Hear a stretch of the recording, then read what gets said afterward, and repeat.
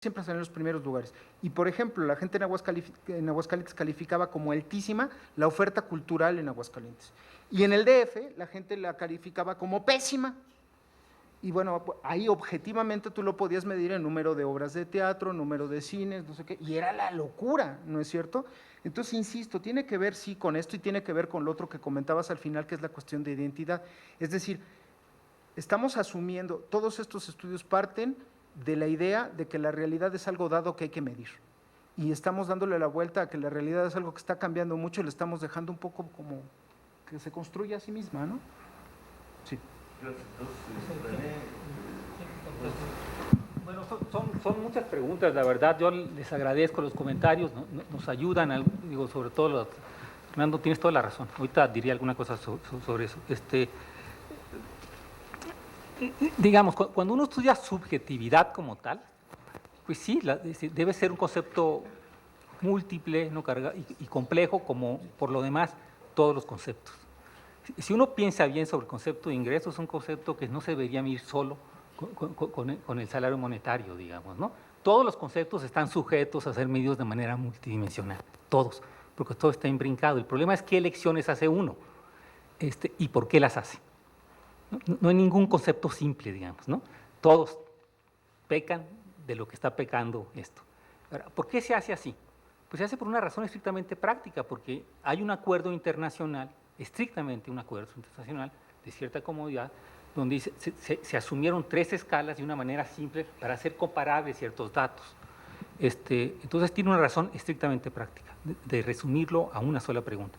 Hay ciertas preguntas de control, hay preguntas de autonomía que sí medimos, hay preguntas sobre la propia la autoevaluación, que también se siente uno. Entonces digo, hay varias preguntas que están ahí como control para medir si efectivamente uno, digamos, considera otros elementos cuando habla de su propia subjetividad. Pero la razón básica es que a nivel internacional es muy importante tener por lo menos un acuerdo de medición. Esa es la razón. O sea, es así de simple. La OECD acaba de dar una serie de argumentos de por qué se debe ser así. Además, se han hecho muchas pruebas, por ejemplo, Diner ha hecho una cantidad de instrumentos tanto psicológicos como sociales para meter la subjetividad, complican el asunto, lo vuelven extremadamente complicado el tratamiento y poco comunicable. A lo mejor no le hemos dado, pero la razón es esa, ¿no? Entonces se mide con una simple pregunta. Me refiero a las expectativas adaptativas, pero antes una pregunta. ¿Miente la gente o no miente la gente? Bueno, pues sí. Digo, si la gente miente, habría que aceptar que todos mienten parejamente. Entonces las proporciones, ¿no?, de los resultados no se alteran. Si mienten aleatoriamente, pues las medias, para arriba y para abajo, las emparejan, ¿no? Pero si mienten, y todos mienten, ¿no?, las encuestas no permitirían hacer ninguna diferencia. No sabríamos por qué, ¿no?, el de 40 años se declara más infeliz que el de 28. ¿En razón de qué, digamos? Si está mintiendo. Entonces, a mí me parece que hay datos que se dicen un poco a la ligera. Una encuesta que permite hacer distinciones es una encuesta que más o menos muestra una distribución. Bueno, entonces yo no creo que todo el mundo mienta. Yo creo que hay otro elemento. Entonces, pero además hay un dato ahí. ¿Qué hacemos frente al dato? ¿Lo negamos? Puede ser, digamos, lo negamos porque está metodológicamente mal construido y ese es un asunto serio. O lo negamos simplemente porque el dato es contraintuitivo. Y ese asunto ya no es tan serio, ¿no? O sea, hacer que el dato sea contraintuitivo y de ahí ya lo hago teoría de tu falsedad. Pues francamente, con todo respeto, no. Denme una prueba de eso. Yo he mostrado algunos datos, digo, lo otro es una intuición. Entonces, yo creo que hay que tener cuidado. Pero hay otra manera de explicar ese dato aparentemente asombroso. Y me parece que lo dijo, y también lo dijo Cortés y lo dijo Prudencio. Cuando alguien evalúa algo, por ejemplo, pensemos cuando pasamos la cosa de la pareja.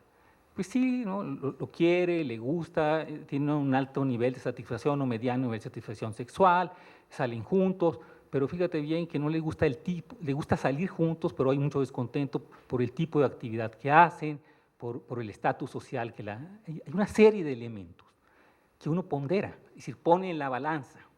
porque ninguna relación en términos de satisfacción, de experiencia de vida, es absolutamente neta. Eso es justamente lo que estamos tratando de hacer, ¿no?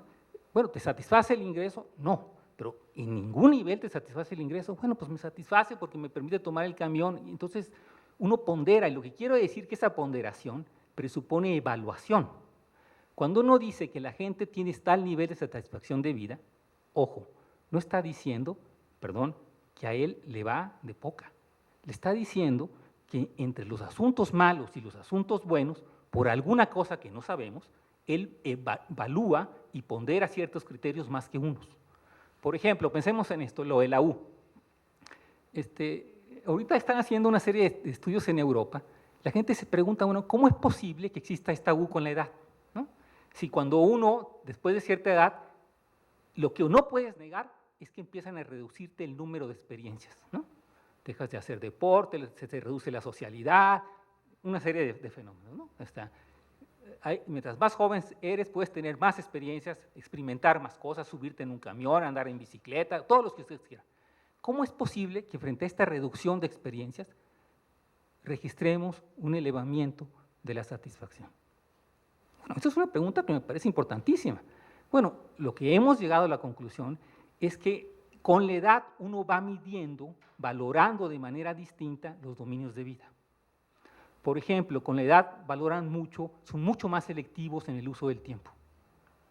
Y usarlo bien les reporta un altísimo nivel de satisfacción. Los jóvenes son altamente prolíficos con el desperdicio del tiempo. No es una condición y un criterio que usan para evaluar su propia satisfacción. Personas de cierta edad sí lo usan. El mantenimiento de relaciones estables en ciertos sectores de edad no es un criterio. En otros sectores de edad sí es un criterio. Ahora, el tema aquí es si mantenemos una posición de decir, no, yo sé que tú estás mal porque estás valorando lo que no deberías valorar. Y entonces ahí hay un principio no solo metodológico, sino un principio ético. Entonces, lo que el bienestar subjetivo parte es que hay un principio ético. Yo no puedo imputarte cuál es tus criterios con los cuales vas a evaluar tu propia felicidad o tu propia satisfacción, como si fuéramos los iluminados. Esa es una. Y tampoco preguntamos, dime cuál es objetivamente tu situación actual. O sea, no es un examen de las personas a propósito de qué tanto son capaces de captar la realidad objetiva, si existiese tal cosa, ¿no? Y entonces decimos, no, pues lo que pasa es que él no la capta bien. Fíjate bien, pues gana poco y dice esto. Pues sí, señora, pues ve lo que ha pasado con el PRI, de todas maneras la gente vota. O sea, hay una diferencia básica entre un conocimiento con indicadores de tipo estrictamente cuantitativo y lo que nosotros entendemos por satisfacción. ¿Qué es eso? Es una ponderación arbitraria y individual de los criterios con que yo evalúo mis distintas experiencias, mi balance. Eso puede ser, digamos, negado, pero nosotros asumimos que así es que se mide. Eso sería una discusión de otro tipo, pero no confundamos. No es en tanto una exploración sobre los objetivos. Ahora, no sé si me estoy explicando, no es qué tanta salud tienes. Bueno, pues qué tanta salud tiene alguien. Piensa, por ejemplo, en el concepto de expectativa de vida. Pues es indudable que en términos objetivos la expectativa de vida ha crecido, ¿sí?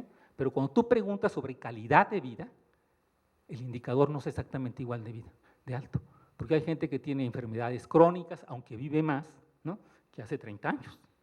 ¿Me estoy explicando? Entonces, te da un dato adicional, y lo importante para nosotros es ese dato adicional. Entonces, cuando tú le dices al desarrollo humano, fíjate bien que tu indicador de expectativa de vida debería ser reintroducir ahí el problema de la calidad de la salud individual, bueno, enriqueces el dato. Es nada más lo que estamos haciendo, no estamos diciendo que el otro no importe. Ahora, ¿cuál es la relación entre el objetivo, muy rápido, entre los indicadores objetivos económicos y los objetivos? Bueno, antes, quiero dejar claro, por tanto, que cuando alguien valora su propia vida en términos de satisfacción, no lo hace igual, ni en el mismo contexto, ni entre contextos. Es lo que hay que entender. Ese presupuesto se puede asumir o se puede negar. El neoyorquino evalúa de manera distinta sus experiencias. es más reflexivo, incorpora derechos, sabe de participaciones, sabe que tiene derecho a políticas, pero cuando uno no tiene ciertos elementos, no los usa en la evaluación. Si yo creo que el gobierno no participa en mi satisfacción, no lo uso como criterio de satisfacción. Nosotros acabamos de hacer un artículo con la Bearres y lo que medimos son cómo se construye, por ejemplo, los niveles de insatisfacción comparado con los de satisfacción. Y el resultado es extraordinario. La insatisfacción no es el lado negativo de la satisfacción, son dos dinámicas distintas, son dos lógicas distintas. No es que el insatisfecho es simplemente al que le falta todo lo que le falta al satisfecho. Me estoy explicando, no es una relación de espejo, es otro objeto totalmente distinta con otras ponderaciones. Y eso es lo que hay que entender. Y los resultados lo dicen. Bueno, vuelvo al problema de lo objetivo. Bueno, es eso. Lo que nosotros quisiéramos es que fuera una felicidad, una satisfacción de tipo reflexivo, con expectativas adaptativas, pero también reflexivas, en ese juego doble. ¿Me explico? ¿Qué quiere decir eso? Que en la propia evaluación de las personas, esa persona incorporara más criterios y más exigencias en su propia evaluación. Eso es lo que queremos. ¿Por qué queremos eso? Porque eso permite ligar conceptualmente, pero también instrumentalmente, cosas como desarrollo humano y satisfacción, progreso y satisfacción, Producto Interno Bruto y satisfacción. Entonces, lo que estamos trabajando es en esa ligación, pero no podemos asumir que está totalmente vinculado, porque los datos no lo dan. Con esto me callo. Capital social. Tienes toda la razón, Germán. En términos de bienestar subjetivo, hay un artículo muy famoso de Helliwet y de Putnam. Y la conclusión que ellos llegan es que la única relación que existe entre capital social y bienestar subjetivo es lo que ellos llaman el inmediato o relacional, que son los vecinos, lo que tú decías, la familia, etcétera, ¿no? Pero no la confianza y la reciprocidad. No aparece internacionalmente y a nosotros tampoco nos apareció. Hay una encuesta en Alemania que la reporta como significativa. Toda esta parte del capital social, más general, no aparece. Y de ahí viene una teoría, que Roberto sabe bastante bien, de los bienes relacionales, que es una especie de capital social restringido, le llaman ellos. Es de tipo comunitario. Entonces, pero sobre todo relacional, restringido porque es sobre todo la socialidad, la afectividad que hay ahí. Déjame decirte, la encuesta no lo pusimos acá, participar, tener comportamientos prosociales, ayudar a los otros, dar voluntariado, dar dinero, participar en ciertos problemas de la comunidad, comparativamente, porque así lo medimos, eleva más la satisfacción que aquellos que no lo hacen. Tiene que ver con esto. Bueno, y la última cosa, autonomía y demás. Sí, yo supongo que sí, nosotros la medimos, por eso medimos la capacidad de decidir cosas. Pero te voy a decir una cosa, hay varios estudios en América Latina y entre ellos en Perú recientemente, que hicieron estudios de bienestar subjetivo en comunidades indígenas y el concepto de autonomía les tiene absolutamente sin cuidado. Ni individualidad, ni autonomía, ni planeación de vida, ni nada de eso. Entonces, pero se reportan satisfechos. Entonces, también los contextos importan, de nuevo, me estoy explicando. El tema para nosotros es tener mucho cuidado en la imputación previa, ¿no? Es decir, si tú no tienes esto, pues estás mal. Bueno, pues eso se ha hecho 1000 veces, hombre, tenemos años haciendo esto. Si tú no tienes carreteras, si tú no tienes esto, si tú no tienes esto, estás mal. Entonces, aquí el chiste es entender que si no tenemos esto, no tenemos progreso. Y eso debe repercutir y vincularse de nuevo con una serie de condiciones de autonomía, de falta de violencia, de mayor ingreso y sobre todo de capacidad de poder elegir el curso de vida que uno elija, garantizando niveles altos de satisfacción. En el fondo es eso.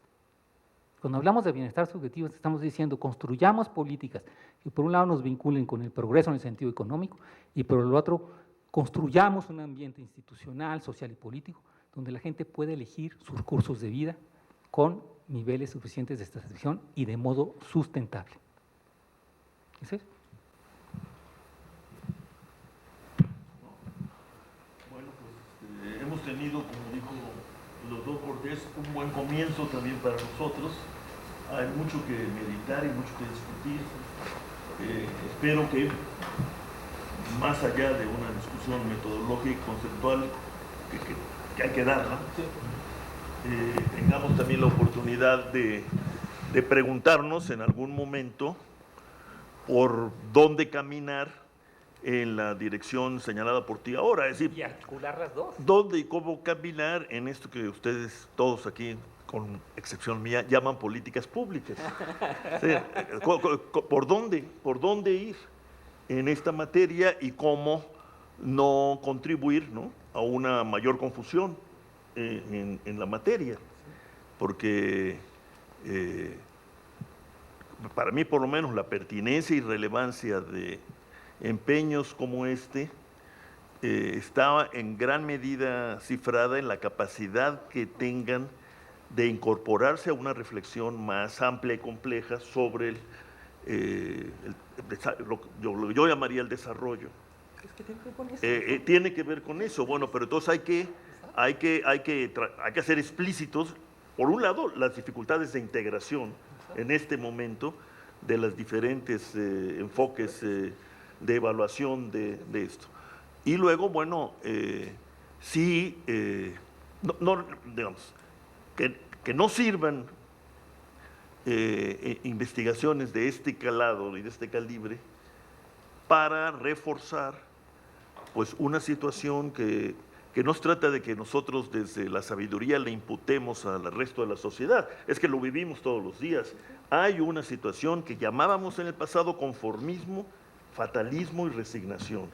Y eso lo estamos y existe y lo estamos viviendo, porque hay una relación entre lo que vive la gente y la forma en que se ejerce el poder. Pero déjame decir Y una cosa entonces más. yo creo que eso tiene Para que decir, tienes razón. interiorizarse en el discurso que incorpora a su vez el tema de bienestar Hay subjetivo. una serie de estudios, porque tienes toda la ¿Sí? razón, que están midiendo lo que ellos llaman perfiles psicológicos. Por ejemplo, cómo personalidades de tipo conformistas te median la respuesta, o altruistas, o de mucho tipo, ¿no? Y la verdad es que se ha encontrado que, en efecto, te la median, que la personalidad, ¿no?, como tú la quieres, ¿no? Claro que sí, si eres una conformista, si no incorporaste alternativas, si tienes una altísima capacidad de adaptación, te modula la respuesta. En eso hay que trabajar también. Ok, pues René, Roberto, Germán, muchas gracias por esta muy estimulante e interesante reunión. Pues como siempre, pues esta es su casa, tú lo Gracias, sabes muy acá bien. nos vemos. Buenas noches.